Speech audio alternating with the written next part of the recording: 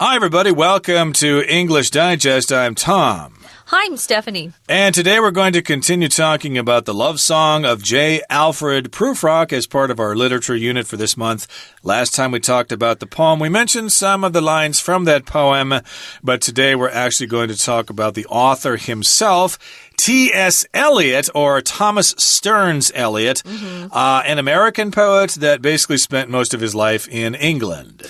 Yeah, in fact, if you hear recordings of his voice, he's actually adopted a British accent. So, of course, back then, even in America, people had a different sounding accent than we do today. If you watch old films, you can see they sound a lot more, I think, European than we do today. So we're going to talk about his life story. I always thought he was British. He was actually born in America and lived there, I would say he was about 30 when he moved, and then he spent the rest of his life in Europe, in England.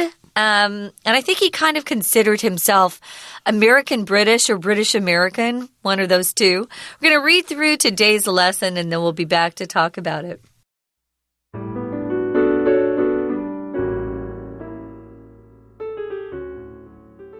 Thomas Stearns Eliot was born in 1888 in St. Louis, Missouri, U.S., to an upper-class family with New England heritage. Eliot showed a keen interest in literature at a young age, well before his formal education began. From 1906 to 1909, he was an undergraduate at Harvard University, where philosophy, French symbolism, and the Renaissance poet Dante Alighieri became his academic interests. Although the love song of J. Alfred Prufrock was published in 1915, it was during his Harvard years that Eliot worked on this poem. Moreover, it was the use of symbolic images in this poem that established him as a modernist poet. Eliot moved to England in 1914 at the outbreak of World War I and settled there for good. Before he was diagnosed with a nervous breakdown in 1921, he suffered from anxiety and depression while writing his 433-line The Wasteland. This monumental poem addresses the disillusionment of the post-war generation and the alienation characteristic of modern people, changing 20th century poetry forever. In 1922, Eliot founded and edited The Criterion, a quarterly literary magazine, which elevated Eliot to the voice of modernist literature. He then expanded his range of writing from poetry to philosophical reviews, commentaries, and plays. In fact, the popular Broadway musical Cats was adapted from a children's book he wrote. A religious bent emerged in Eliot's verses after his conversion to Anglicanism in 1927. However, his modernist threads of chaos and helplessness were not entirely discarded. They are still evident in his last major poetic work, Four Quartets. By the time of his death in 1965, Eliot had lived a life of fame. His literary achievements won him a Nobel Prize in 1948 and numerous awards. Eliot's literary output remains relevant today and goes on to inspire new generations of poets.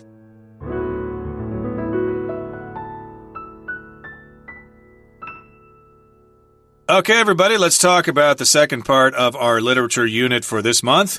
An unusual love song, the love song of J. Alfred Prufrock, and it was written by Thomas Stearns Eliot, or T.S. Eliot, and he was born in 1888 in St. Louis, Missouri, United States, to an upper-class family with New England heritage. So St. Louis there, of course, is a city on the Mississippi River there in the state of Missouri. It's famous for the St. Louis Cardinals baseball team who've won the World Series many times. Have you been there? When I was a kid, we went there to go up in the arch, the St. Louis Arch. I'm not sure if you know what that is. It's a big... I do. It's like one of the McDonald's arches, basically. Yeah. Big steel structure in St. Louis, Missouri there. It's famous. But in any case, it's very famous. And he was born in St. Louis. I think the famous jazz trumpeter... Miles Davis was born outside of St. Louis as well. But in any case here, T.S. Eliot is from St. Louis, and they've got New England heritage. So I guess his family had ancestors or something that came from New England, which would be, Massachusetts, Vermont, New Hampshire, Connecticut, etc. That's all New England there. And Eliot showed a keen interest in literature at a young age. He liked reading books when he was a kid, well before his formal education began.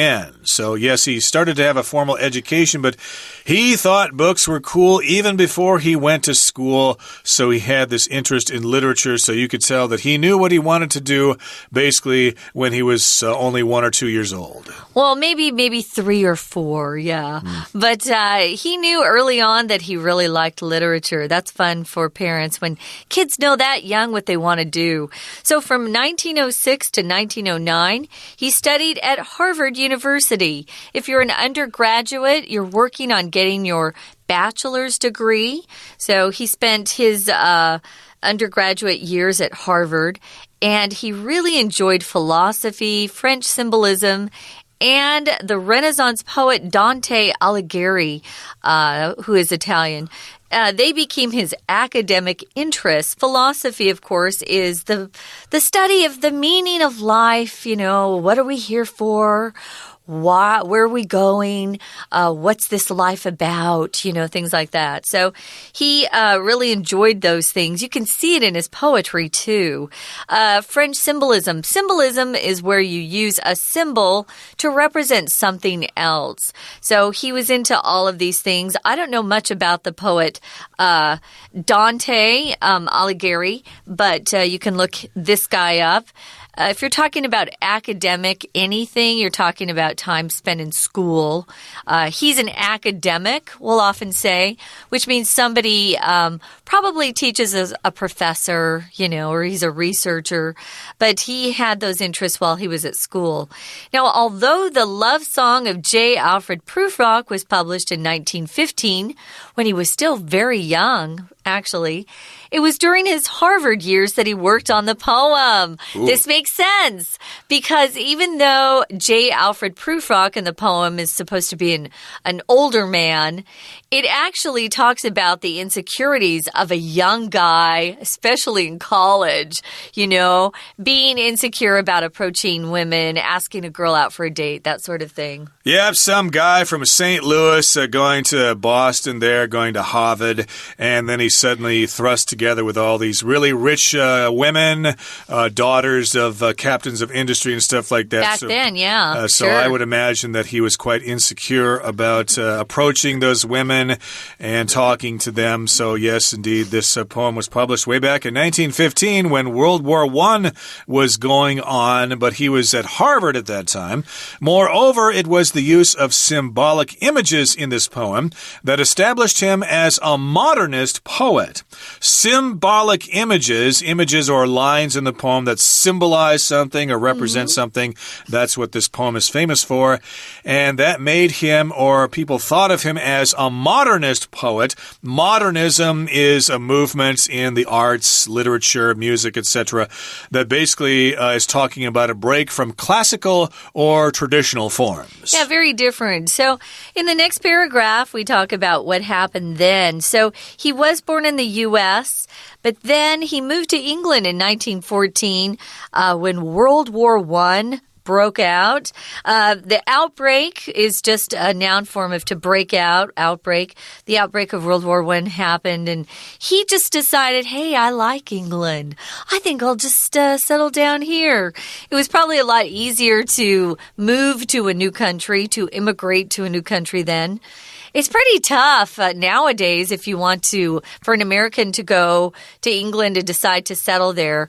It's a little bit more difficult to get permission, get that visa, and then get citizenship. It's tough. So he settled there for good. So like I said, if you hear him actually read some of his poetry, you can hear this British accent rather than American accent.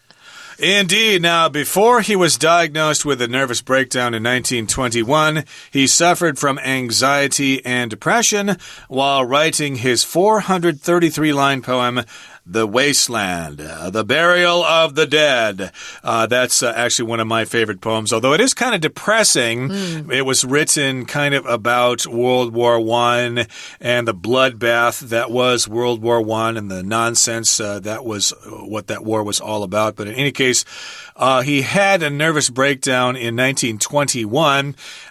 He was diagnosed with that. A doctor will check you over, and then the doctor will conclude that you have a certain disease. So that means the doctor diagnoses you with a certain disease. My Uncle Ken was diagnosed with emphysema when he was 37, for example, to diagnose. And breakdown, here's a nervous breakdown, which means you're having mental problems and you just can't take things. You probably break down and start crying. And maybe too much stress, yeah. You maybe are unable to function or something. You need to be hospitalized or whatever. That happened in 1921, but before that, he was suffering from anxiety and depression, and he was writing that poem, The Wasteland, which I guess makes sense. Only a really kind of depressed person would write something like that. If you're really optimistic and happy, it would be probably very difficult to write a poem like The Wasteland. So this monumental poem addresses the disillusionment of the post-war generation. Monumental, used as an adjective, just means something that's really important. Maybe it's really big, or it's just really extensive. So it comes from that noun monument. We build monuments to people when we want to acknowledge their contribution to society, something they did. For example, we've got the Sun Yat-sen Memorial. That's a monument. That's a monument to him, so that we'll never forget him and what he's done for history here, especially for Asian people, especially in China and Taiwan. So monumental, remember, it just means really big, very important. And this poem was big. It addresses or talks about, the subject is the disillusionment of the post-war generation. People who were born after the war were kind of disillusioned with life. If you're disillusioned, you've lost your hope. You think, I thought it was going to be good, but nothing's ever going to be good anymore. You have a lot of disappointment with life. You think it's never going to be what you thought it was going to be. If you're disillusioned, you're very depressed. It's hard to get excited about anything. The poem also was about the alienation of modern people. If you're alienated, it just means you're separated from other people. You don't feel like you're a group. You're not together. It doesn't feel like a family. So people are separate from each other. That was also a problem of modern people. Back in history, people worked on farms. Everybody was, knew their neighbors. You're all friends. You helped each other. But in the modern world, not so much. Yeah, it probably had something to do with disillusionment after World War I and the Industrial Revolution and stuff like that. Yeah. So people were kind of feeling alienated or separate from other people. And that poem certainly captures that sentiment, and it changed 20th century poetry forever. Okay, that brings us to the midway point in today's lesson. So let's stop talking right now, take a break, and listen to somebody else talk, our Chinese teacher. 大家好，欢迎收听 English Digest， 我是哈利。今天我们要阅读的文章是 Unit 14文学单元的第二天课程。在今天的课程中，我们会了解 The Love Song of J. Alfred Prufrock 作者的生平背景。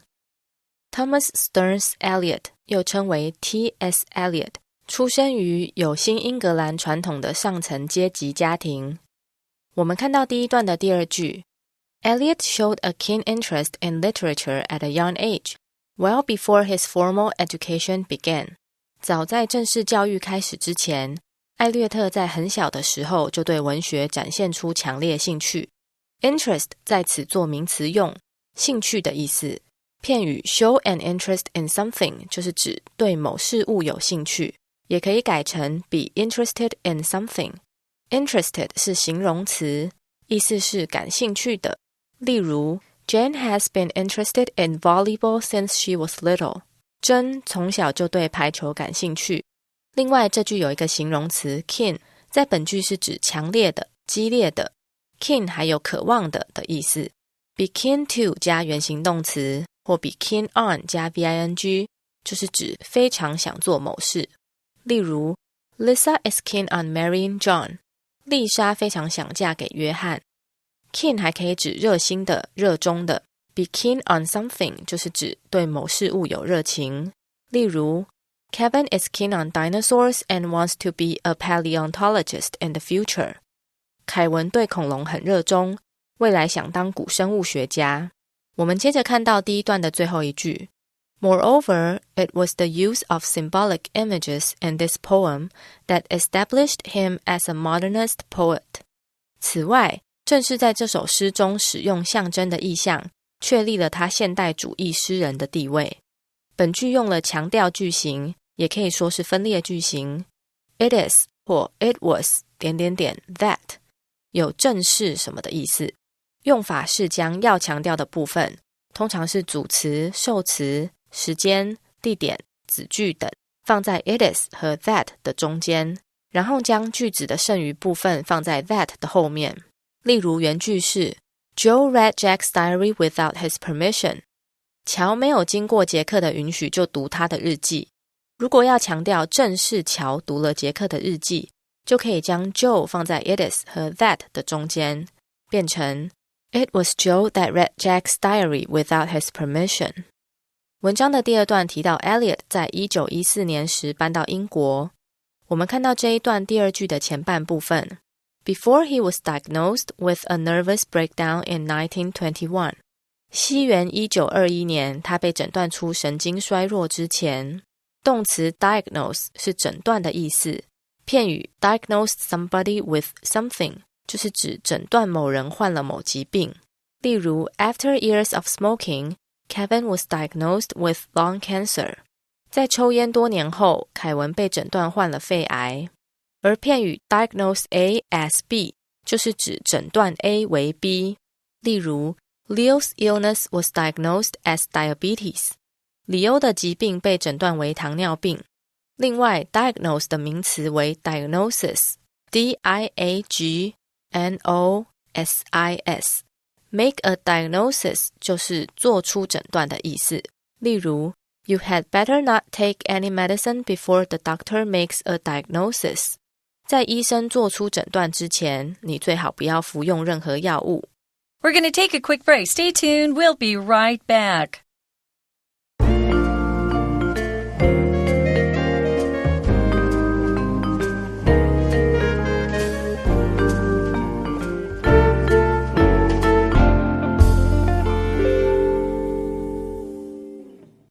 Welcome back, guys. We're talking about the life history or the biography of Thomas Stearns Eliot, otherwise known as T.S. Eliot. I think he went by T.S. when he was a kid. A lot of people will do that. They'll take their first two names and just use the initials and go by that. We were on, the third paragraph when we went to a break. So in 1922, he founded or established, he started a quarterly literary magazine called The Criterion, and he was also the editor. So you could submit things to this magazine, and he would decide whether to accept it or not. Criterion is the singular form of the word criteria. Oftentimes people use criteria as if it's a dansu, if it's a singular form of a word, but criteria is actually the plural form of the word criterion. You'll see criteria when we're talking about hiring people, like, Yeah, what criteria are you looking for in someone who is going to apply for this job? Well, they need to have a master's degree. They need to have 10 years of work experience. Criterion is just one thing you're looking for, one thing that you insist on having. So this was just his name of the magazine.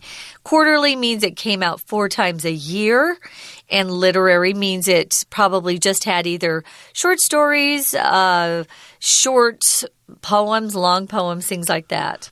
Right, and there are a lot of literary quarterlies out there. There's the Paris Review, which is actually out of New York. There's Granta. I think there's one out of Missouri as well. They all publish short stories and stuff like that on a quarterly basis, which means every 3 months or 4 times a year.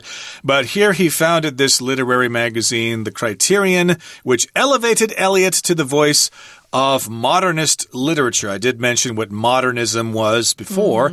He then expanded his range of writing from poetry to philosophical reviews, commentaries, and plays. So he wasn't just writing poetry.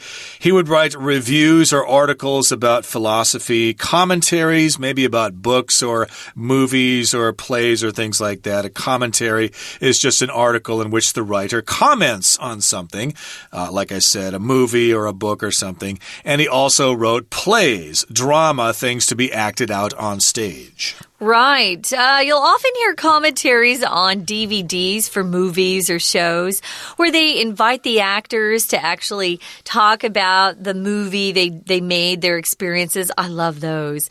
So he did a lot of different kinds of writing, you could say. In fact, the popular Broadway musical Cats was adapted from a children's book he wrote. If you adapt something, you take something in one form and then you change it to another form. So it started out as a kid's book, and then someone thought, ooh, this would make a good musical.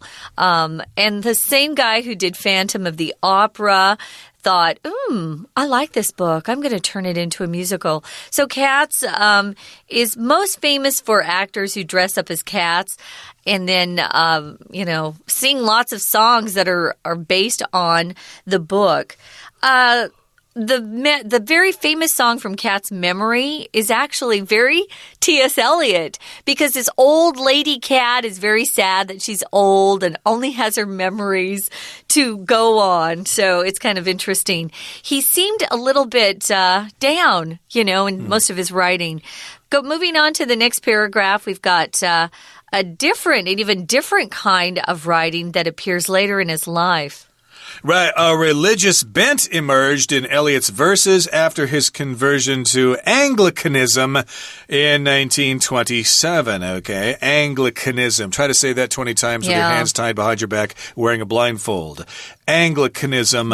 And so I guess he found the Lord or something like that. He converted to a religion there. So he had this religious bent, which means he was writing things and he mentioned religious ideas in his writing more than he did before, although he always had sort of had religious references in his writing, but I guess he had more of them now. This religious bent or tendency emerged or came forth in his verses after he converted to Anglicanism, which is the Church of England, in 1927. However, his modernist threads of chaos and helplessness were not entirely discarded. So there's still a bit of modernism in his writing after 1927, even though he converted to Christianity in 1927. He's got those threads or ideas about chaos. That means disorder, and helplessness, which means we just can't do anything about our situation. They were not totally discarded. If you discard something, you throw it away. You get rid of it. Right. You could discard things you no longer use or wear at home. You could also say you get rid of or you eliminate them. So he still kept hold of some of his older philosophies and ways of writing, you could see, but then he added some more religion into it. They are still evident. You can see them in his last major poetic work called Four Quartets. Poetic just is an adjective form of the word poem. And a quartet is a group of 4 people. Usually a quartet is a string quartet. You've got the cello, 2 violins, and a viola. That's a quartet. So by the time of his death in 1965, Eliot had lived a life of fame. You know, a lot of artists, especially long ago in history, they produced a lot of works. Maybe they wrote novels or poems, or they were even painters and produced masterpieces that weren't even acknowledged or recognized until after they were long gone. So they never did make any money off their art, and they weren't well known. But by the time he lived, I think we had more access to newspapers, and there was radio. Even TV before he died had been invented. And so people knew about T.S. Eliot. So he lived a life of fame. People knew of him. He was famous, you could say. And his literary achievements won him a Nobel Prize in 1948 and numerous awards. So he got the Nobel Prize in 1948, and he probably had several other awards for his poetry and his works of literature, his essays, his commentaries, and stuff like that. He had various awards, numerous or many awards, and Eliot's literary output remains relevant today and goes on to inspire new generations of poets. So yes, his output remains relevant today. His output just refers to what he produced, what he published, what we can read. It remains relevant today. If you read it, you can relate the ideas to modern life. It's not old. It certainly can apply to people today. And reading those poems may help you out. Who knows? But they're relevant. They're important. They have something to do with modern life. They're quite beautiful. I love some of his symbolic phrases. His symbolism is cool. So give it a shot. Right now, we're going to listen one more time to our Chinese teacher. 文章的第3、4段提到 Eliot 成为现代诗的代表人物，除了写诗以外，他还从事哲学评论和剧本创作。我们看到第3段的最后一句 In fact, the popular Broadway musical Cats was adapted from a children's book he wrote. 事实上，广受欢迎的百老汇音乐剧《猫》是由他写的一本童书改编而来的。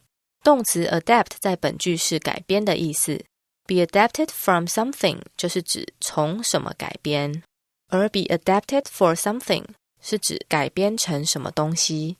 例如 The novel was adapted for the stage. 这本小说被改编成舞台剧。另外 adapt 还有适应的意思， adapt to 加名词或 VING 就是指适应某事物。例如 Polly hasn't adapted to college life yet.